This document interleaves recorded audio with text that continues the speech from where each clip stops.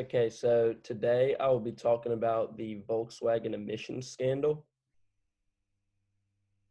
For development, as early as 2006, Volkswagen began designing technology that would have their engines switch into a low emissions mode when it detected that it was being tested for emissions.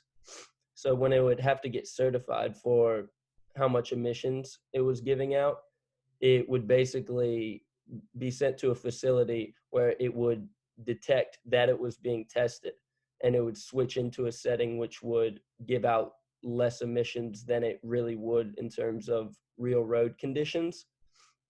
And so that was found out in 2014 by a group of scientists at West Virginia University when they took a Volkswagen Passat as well as a Volkswagen Jetta, and they did tons of testing on it, and they found that on real road conditions that these Volkswagens were not at all meeting emission standards, and they were putting out far more emissions than was allowed, and they did not meet requirements.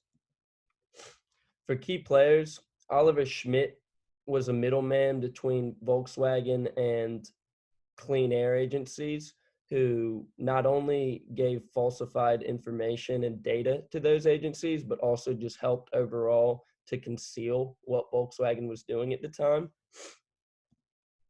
And then Heinz Jacob Neusser was an executive showman for Volkswagen who actually displayed the cars on car shows and was in charge of 10,000 workers, but he got his employees to destroy evidence showing Volkswagen's foul play and overall helping them to cover up what they had done.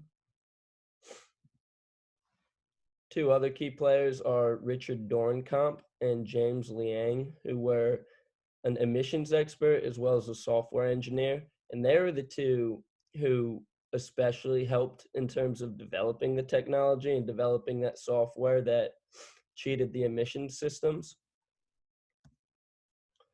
For viewpoints, Volkswagen initially denied all claims of wrongdoing, but once evidence was shown that they were cheating the system, they were forced to admit and apologize.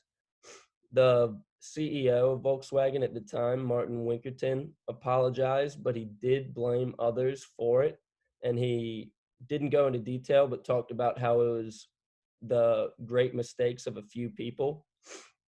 And then Volkswagen Group of America CEO Michael Horn testified in court that the fraudulent systems weren't a corporate decision and that software engineers had actually made that decision, unbeknownst to him and other corporate executives, which was met with great scrutiny. And so for resolution, by April 29th of 2016, Volkswagen was forced to buy back almost 500,000 vehicles in North America. And then they faced lawsuits from tons of other countries, including Australia, Germany, and Brazil. And for settlements, they paid out billions of dollars.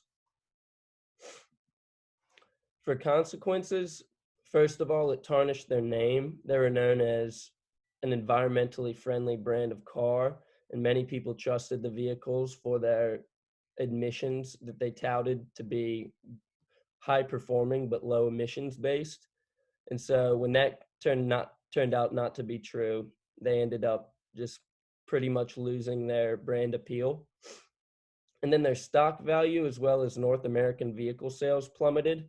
And in terms of short-term effects, they saw between 2015 and 2016, they saw a 25% decline in sales in North America.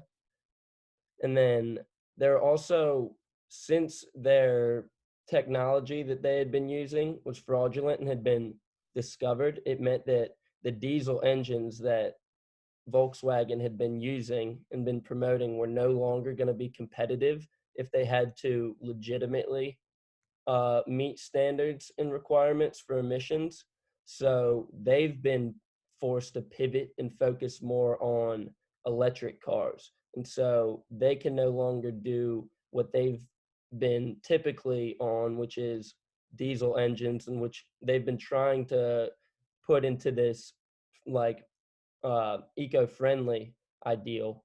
when in reality they're going to have to pivot. They're going to have to make technology and advance that for electric cars and focus on that going forward. Thank you. That's all I have.